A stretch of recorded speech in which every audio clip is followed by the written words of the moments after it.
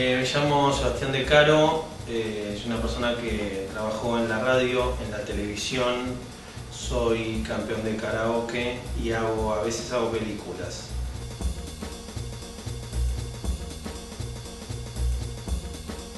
Recortadas es una película, en algún momento se la definimos a las actrices como la remake de una película de los años 40 que nunca se filmó. Después nos dimos cuenta que éramos muy malos tratando de explicarle a la gente un concepto para que trate de actuar en una película porque era como indescifrable, pobres chicas. Así que lo que te podría decir es que Recortadas es como un cuento de Hansel y Gretel, pero en el infierno. O sea, porque en realidad hay un bosque y una casa, pero en vez de caramelos hay, sin revelar nada de la trama, hay una especie de asociación que se dedica a cosas siniestras, realmente.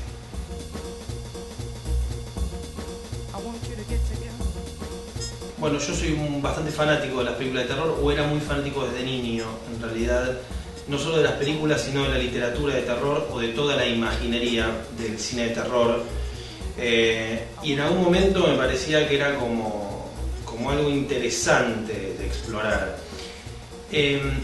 Igualmente me parece que al día de hoy hacer una película de terror, está como tan subdividido en tantos géneros que uno tiene que empezar a pensar qué cosas le asustan a uno realmente. Y yo una de las pocas cosas que me planteé, o de las más importantes en realidad, que fueron pocas, fue que fuera una película sobre algo que realmente a mí me aterrorice o me dé impresión, digamos. Soy muy fanático de Martes 13, pero no me daba miedo Jason lo quiero, ¿entendés? Entonces dije, bueno, vamos a hacer una película sobre algo que perturbe o que me perturbe. Y lo raro es que también me parece una comedia. Entonces es como 50% perturbador y 50% comedia, como las relaciones que tengo con la mayoría de mis novias, por así decirlo.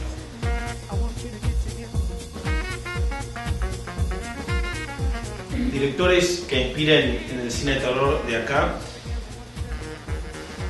Voy a elegir de acá y voy a elegir de afuera. De acá, clásicos, hay un director que me parece que es como el director de cine de terror argentino, que en realidad no era de terror, pero lo más parecido que yo vi a un director de cine de terror, que es Carlos Hugo Christensen, que tengo el extraño honor, porque no sé qué quiere decir, que creo que cumple años el mismo día que él. No sé qué quiere decir, ¿viste? Pero una vez lo googleé y vi que cumplía años el mismo día que yo y me puse contento por eso. Ojo, también cumple el mismo día que Don Johnson, así que pésimo. Y después me parece que puedo nombrar a Narciso Ibáñez Menta, pero no es argentino, pero él y su hijo Narciso Ibáñez Serrador también hicieron un par de pelis, sobre todo una con Enrique Carreras que se llama Obras Maestras del Terror, y todos los programas que hicieron de televisión, Historias para no dormir y demás, y algunas cosas que se vieron acá, que también es como de lo nacional, yo supongo, el hito más importante. Y después, más contemporáneo, me parece que, no sé, la mejor película de terror argentina que yo vi toda mi vida es No moriré sola, que es de Adrián García Bogliano, o Habitaciones para turistas. Entonces me parece el mejor director de cine de terror exclusivamente argentino. Me parece que es alguien que tiene una... Puedo decir Paula Flix, toda la productora, pero Adrián me parece el director de cine de terror argentino, digamos, si tengo que nombrar uno, y ni siquiera es argentino, es español también. Así que evidentemente estamos en problemas. Y de afuera, yo supongo que mi director favorito de terror de todos tiempos es Darío Argento. Por esto mismo que decía antes, digamos, me parece que es un director renacentista de cine de terror. Hay un documental muy bueno que se llama Así nace el horror, no sé cómo se llama en su idioma original, donde se lo ve dirigiendo a Argento, y es una cosa impresionante. En un momento está parado delante de una pantalla hablando con los músicos y da una idea de cómo se piensa una película de terror y cómo se ejecuta, que pocas veces uno asocia al género. Entonces me parece, qué sé yo, un director impresionante. Y más antiguos que Argento, no sé, Terence Fisher, la Hammer me gusta mucho. La Hammer, cuando era niño, estaban las películas de American International y las películas de la Hammer, y las películas de la Hammer me gustaban más. Las películas de Frankenstein, de de Drácula, el Hombre Lobo, con Christopher Lee, con Oliver Reed, me gustan más que las de Universal, me gustan más que las de Bela Lugosi, me gustan más las inglesas. No sé, de niño me gustaban más esas que las otras, que las veía más como que las de Poe, ponele, de Roger Corman con Vincent Price. O sea, me gustaban más las novias de Drácula, me gustaban más esas.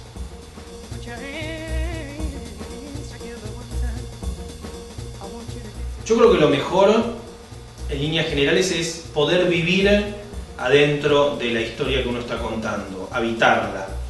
Y esta peli tuvimos la suerte a ver, esto tuvo que ver con mucho esfuerzo, pero que pudimos estar en lugares donde la historia se desarrollaba, que eran realmente los lugares donde si esa historia se hubiera desarrollado alguna vez, no es que estábamos, por ejemplo, en un campo que no era un campo, estábamos en un campo que uno caminaba por ahí y decía, esta historia podría estar pasando acá tranquilamente. O sea, tuvimos la suerte de que todas las escenas, sobre todo las escenas más intensas, transcurran en lugares donde la historia podría haberse desarrollado perfectamente de haber sucedido alguna vez. Y eso es como estar en un parque de Disney de atracciones tridimensional. O sea, lo mejor fue vivir la historia, fue caminar adentro de la historia, adentro de los lugares, como decir, acá pueden estar haciendo esta actividad absolutamente siniestra, en una casa como esta. Entonces, eso me parece que es lo mejor, vivir adentro de la fantasía. O sea, uno está contando esa película, pero en un lugar así. Lo peor tiene que ver con toda la complejidad que supone hacer una película en las condiciones en las que por ahora suelo hacer las películas, que es con muy pocos recursos. Entonces, siempre estás al límite del cansancio, al límite de un montón de situaciones, ¿no? No estás tan holgado y cómodo, pero siempre termina uno disfrutando más de lo que padece. Obviamente por eso lo vuelve a hacer. Así que nada, todo el placer que generó hacerla borra lo más difícil o lo peor.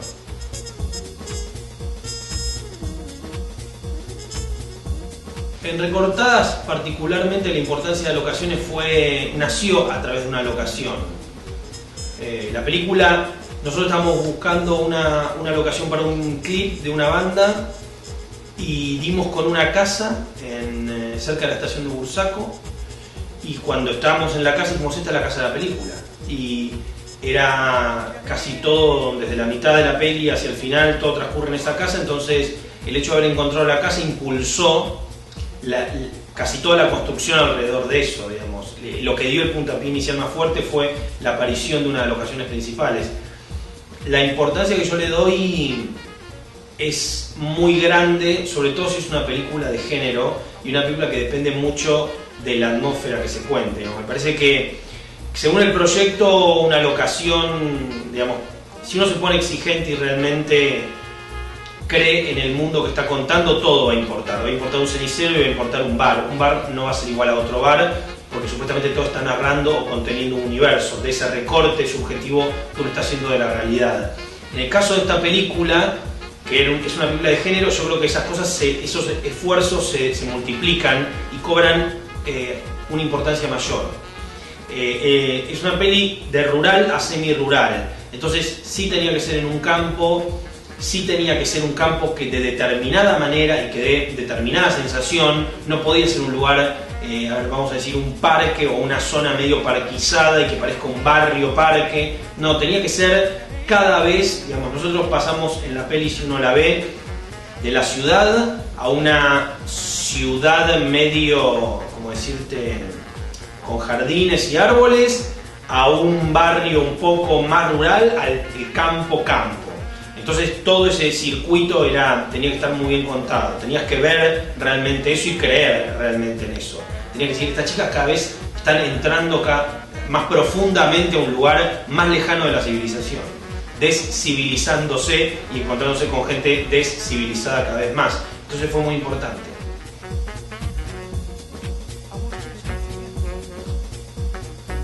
A mí me gusta mucho ir a las locaciones y muchas decisiones, incluso de guión, tomarlas en las locaciones. O sea, casi te diría que el último planteo se hace con la locación. Es como es lo más tridimensional, es lo que va a quedar ahí. Digo, la ropa no se va a volver a usar, o la va a usar a una persona. Las actrices eventualmente se van a cambiar el corte de pelo o el maquillaje, pero la locación es su monumento. Entonces, va a quedar ahí, ¿no? Siempre por un edificio se puede demoler, pero lo que voy es, hay algo que tiene que ver con lo más tridimensional. Digo, la locación está muy emparentada al aire, al clima, al lugar físico donde empieza a desarrollarse la historia. Pasa o no pasa, está ahí, ¿no? Está pasando en un puente, la escena del puente. Entonces me parece que importa mucho que uno la vea y crea en esa locación, o empiece a soñar en esa locación. Tenga una conexión, no me puedo sentir disociado de la locación. Siempre me comprometo en ese sentido.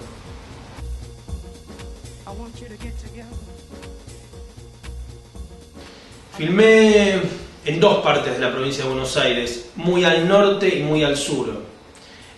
Filmé un par de autógrafos, filmé en Capilla del Señor, en zona norte, viaje larguísimo, una estancia donde ya se había rodado un par de cosas, creo que Kamchatka y alguna otra película, se había rodado varias pelis ahí, un exterior, digamos, la fachada de la casa que quedaba en Bursaco, entonces era como norte-sur, y después un lugar increíble que fue todo, bueno, La Plata, la ciudad de La Plata, y todos los alrededores de la ciudad de La Plata, un lugar que se llama Villa Elisa, y cada vez, digamos, ya había un momento que ya ni sabíamos dónde estábamos, pero porque íbamos, ¿no? con todo el camión y la gente y el micro íbamos bajando, pero principalmente fue La Plata, Bursaco, Capilla del Señor y Villa Elisa, o sea, norte y sur, zona sur, cada vez más sur.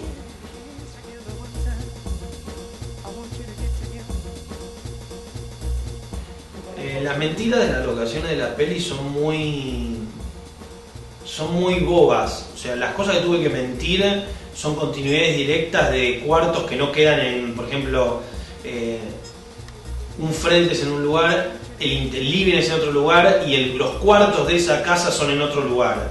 Entonces no tuve que hacer más transformaciones que convertir un pasillo en un cuarto o mentir que tal puerta no da a tal lugar. No me encontré, digamos, es una peli que no tenía locaciones que no fueran conseguibles. Lo que teníamos ninguna era 100% la que necesitábamos. Entonces había que la geografía, o mejor dicho, la arquitectura de los lugares, tratar de pegarla y tratar de unirla. Y eso fue complicado en algunos casos, digamos, porque requiere un ejercicio de trabajo en el área de continuidad muy importante y también de planteo y de planificación, de saber, bueno, las direcciones por las que se mueven los personajes, los valores de plano, digamos, cosas más técnicas, pero digamos, hubo varias mentiras de ese estilo. No tuvimos nunca la locación perfecta. La más perfecta era la casa de Bursaco, que es el epicentro de muchas escenas, pero después fue como una mentira de, bueno, este frente y tal, y este pasillo, y tratando de mentir todas esas cosas.